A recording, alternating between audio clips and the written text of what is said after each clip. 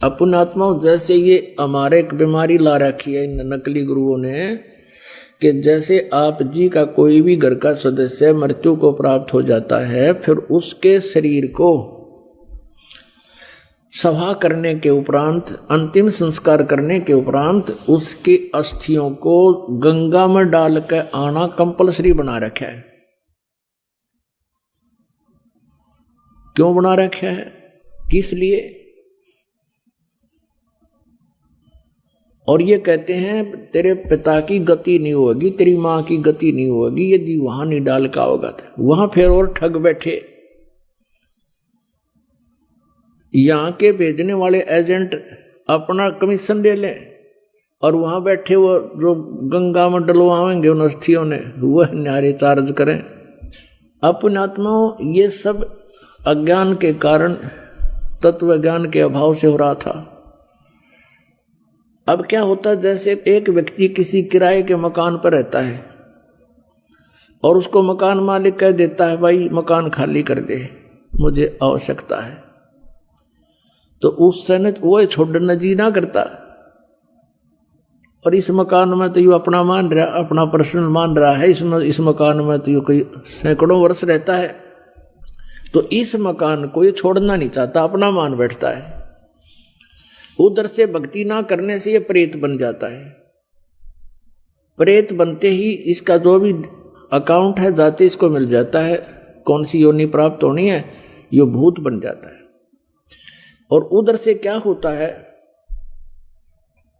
कि वो घर वाले उनको फूक देते हैं, सवा कर देते हैं, तो वापस वो अपने घर पर आता, वो प्रेत बनकर। अब घर वाले तो उसको देख नहीं सकते, उसमें आवाज नहीं, वो सुना नहीं सकता, वो वहां धक्के खा के फिर देखता मेरा शरीर कहाँ है, वो जाता शमशान घाट पे। तो इतना इसको ज्ञान होता है प्रेत को कि ये अस्थि मेरी है, ये नहीं है। तो अगर वहां उसको कोई अपनी अस्थि मिल जाता है, यो हार्ड ना जड़ा हुआ, उसको चिपक जाता मेरा है, यो मेरा, नुचकती चिपट जाए उसका। और ये सद ये क्या करते हैं, सेवड़े उन अस्थियों को उठा लाते हैं और वो अस्थि के साथ आता वो प्रेत, फिर वो उसको अपने जंतर मंत्र से जकड़ लेते हैं, अपने अधीन बनाकर फिर वो दूसरों को दुखदाई हो जाते हैं। तो इस कारण से इसका उन्होंने निपटारा करवाने के लिए इन नकलियों ने ये सोचा कि भाई इन अस्थियां न उठाकर तुम वहां डालो, ऐसे गहरे जल में डाल दो जहां ये पितर प्रेत बनकर आवे तो उसका हाथ ना लगे, वो चपका नहीं और वापस तुम्हारे घर ना आ जावे, आसपास भी ना रहे। उनका उद्देश्य तो ये था। अब उससे क्या समाधान हो गया, वो तो बनना था वो बन चुका है, प्रेत बनना था या कोई पशु पक्षी बनना था वो तो बन चुका है अपने पूर्व संस्कार से।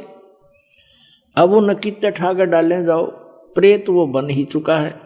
तो ऐसी हमारी ऐसी वृत्ति है इस जीव की, उसी आधार से सुखदेव वाली आत्मा का संस्कार ऐसा था कि उसने गंदे अंडे में ही ऐसे उसका अंडा नष्ट हो गया और उसका वो चिपका रहा, अपना जान के मेरा है मेरा है। यह वृत्ति है हमारी। अपन आत्मा जैसे बच्चा गर्भ में आते ही माता को अपनापन हो जाता है और किसी कारण से वो गर्भपात हो जाता है तो बहुत रोती है कि मेरा था मेरा था। ऐसे ही उस अंडे को गंदा होने पर भी उसने अपना मान रखा था, चिपका बैठी थी आत्मा मेरे, उसका संस्कार ऐसा था। और ये सारा कुछ जो होता है पूर्व निर्धारित संस्कारों से ही होता है। जो पार्वती जी को मंत्र मिला ये भी पूर्व संस्कार थे इसके और पूर्व निर्धारित था।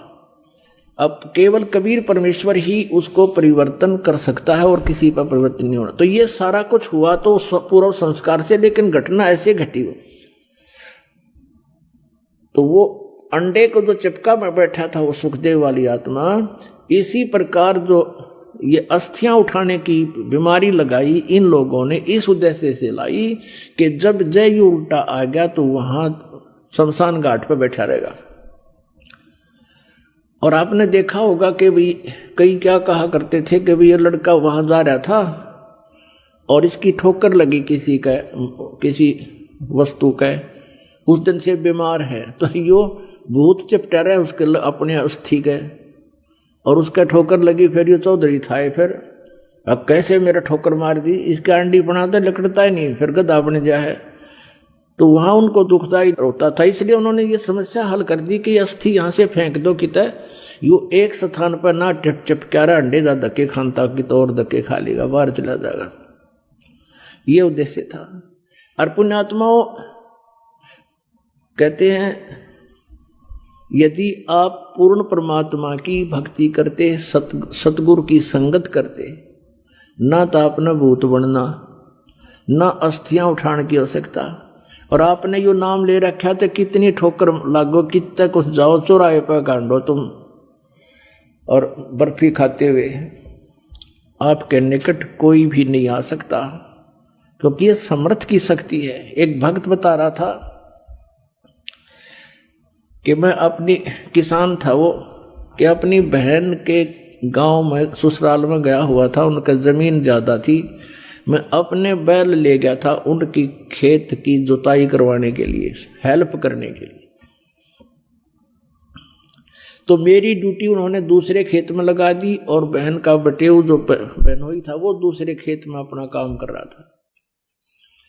उस खेत के पास में एक छोटा सा तालाब था, तलैया थी, जोड़ी थी, उसमें एक छोटी सी मंडी बना रखी थी, और कोई वहां पर एक 5 किलो एक बेली होती थी, 5 किलो गुड़ का एक ही आइटम बना दिया करते, पेड़ा सा इतना बारा, वो चढ़ा गया वहां, वो को पीर प्यार था, पीर की मड़ी थी।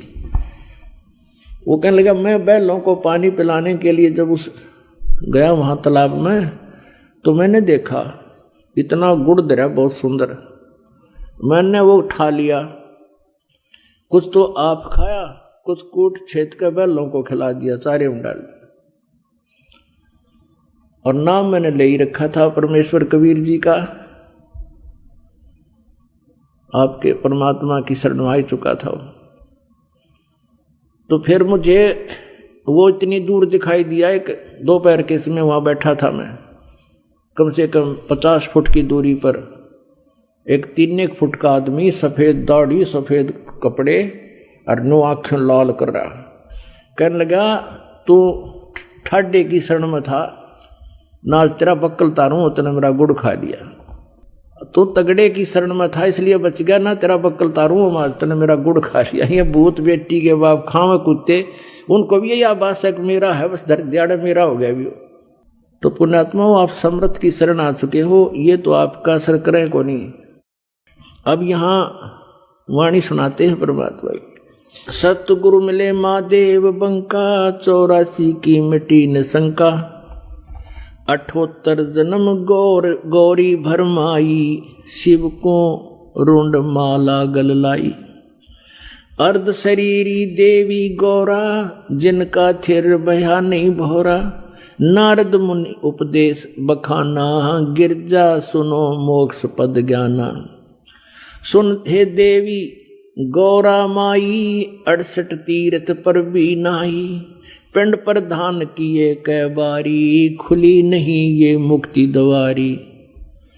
रुंडमाला शिव गले, गिरजा के सिरसी ही सी, भक्ति दुराई देव को ना परस्या जगदीश। तुमरा देवी रूप विशाला, शिव तो पैर रहे रुंडमाला, बहुतक पर ले हो जाई, लंबी उम्र शिव कलयुग के माई। दीर्घ आयु है शिव अनुरागी, तुम देवी गौरी दिल त्यागी, मूल मंत्र नहीं नाम सुनाया, ताते कल्प होवे तेरी काया। महादेव देवनपति देवा, जाकी करी न गौरी सेवा, कर बंधन कर शीस नमावो, तन मन अर्पो शीस चढ़ावो। शिव है मोक्ष मुक्ति के दाता, तो से भेद कहूं गौरी माता। अब यहाँ गरीबदास साहिब जी ये जो वाणी बोल रहे हैं, ये जो नारद ने बोली वो बोल रहे हैं। ये ना समझ लेना आपके इसमें लिखा है कि शिव जी देवन के देव हैं, नहीं। ये नारद जी की बुद्धि के सतर से बता रहे कि वो भगवान शंकर को देवनपति देव मान रहा था, सबका मालिक है। चरण गहो चिंतामणि केरा, ताते प्राण अभय हो तेरा। कमल रूप देवी दिल की न्या, नारद मुनि उपदेसी चीन्या। जद आए शिव मंदिर अवधूता, देवी चरण लिए सतरूपा। चरण पकड़ रोवत है बाला, मोरे शीस किए रुंडमाला। मोह से भक्ति दुराई देवा, मैं जानी नहीं तुम्हारी सेवा। मोह से भक्ति दुराई स्वामी, हमसे भेद कहो निज दामी। मैं अबला हूँ बाला भोरी, पार निभावो हमरी डोरी। पूर्व जन्म की कथा सुनावो, मूल मंत्र हम शिव गौरावो। मूल मंत्र महबूब का ईश सुनाओ मोहे। जुगन जुगन पातक छूटत हैं दिल द्रोहे। बोल रही भवसागर हम ही, मोक्ष मुक्ति के दाता तुम ही। शीश पकड़ सुन देवी बाता, को उपदेशी मिला विदाता। ये तो नाही ज्ञान तुम्हारा, हम सो भेद कहो परवारा। गिरजा कह सुनो शिव स्वामी, तारण तरण आद घन नामी। नारद मुनि उपदेश समोदम, ज्ञान ध्यान दीना ज्ञान ध्यान परमोदम। अब यहाँ जब पार्वती जी भगवान शिव के चरणों में गिरकर रोने लगी, तो भगवान शिव जी क्या कहते हैं? शीश पकड़ सुन देवी बाता, को उपदेशी मिला विधाता। पार्वती के सिर को छूकर भगवान शिव जी ने कहा कि मेरी बात सुनो देवी, ऐसा कौन भगवान मिल गया तुझे आज तेरी ऐसी बुद्धि बदल दी? ये तो ना ही ज्ञान तुम्हारा, हम सो भेद कहो परवारा। गिरजा कहे सुनो शिव स्वामी, तारण तरण आद घन नामी। नारद मुनि उपदेश सुमोदम। मेरे को नारद जी ने ये सारी बात बता दी। और दीना ज्ञान ध्यान प्रमोदम। अपुनात्माओं क्या बताते हैं भगवान शिव जी? बनखंड चलो गौरी दीवानी, पंछी सुने ना हमारी वानी। के चलो जंगल में चलेंगे, बनखंड में ऐसे स्थान पर बैठेंगे कोई पक्षी भी हमारी बात ना सुन ले, हमारी वाणी ना सुने। जहां एक सुख क्या तरवरता क्या, शिव को आसन तहां वहां राख्या। जहां एक गंध अंड तिस माही, जिस जानत है समृत साई। बनखंड चलो गौरी दीवानी, पंछी सुने ना हमरी वानी। जब शिव कर से लाई तारी, उड़ गे पक्षी नर और नारी। अब क्या बताते हैं? आसन पदम लगाओ गौरा, मेर दंड सूदा कर भौरा। अब कहते हैं आसन पदम लगा पार्वती, और मेरुदंड को, मेरुदंड भी कहते हैं इसी को, बैकबोन को, रीढ़ की हड्डी को, कि इसको सीधा कर ऐसे। चंद्र लगन में सुरत लगाओ, सूरज सुर को बंद खमाओ। गौरी आदि गणेश मनाओ, हो किलियम किलियम ध्यान लगाओ। प्रथम मूल कमल को जानो, चतुर पंखड़ी लाल बखानो। ये प्रथम कमल है, मूल कमल जिसको बोलते हैं।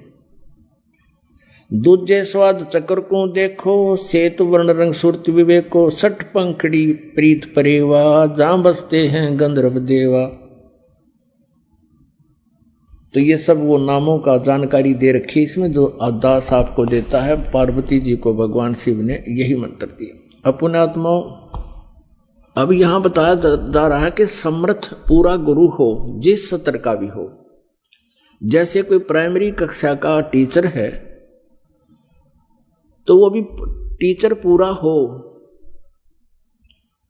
और जैसे कोई मैट्रिक यानी 10वीं तक का कोई अध्यापक है, वो भी अपने सिलेबस से ठीक परिचित हो, वही भला कर सकता है विद्यार्थियों का। तो ऐसे ही भगवान शिव ने पार्वती जी को प्राइमरी तक का ज्ञान दिया था, इतना ही टीचर थे वह।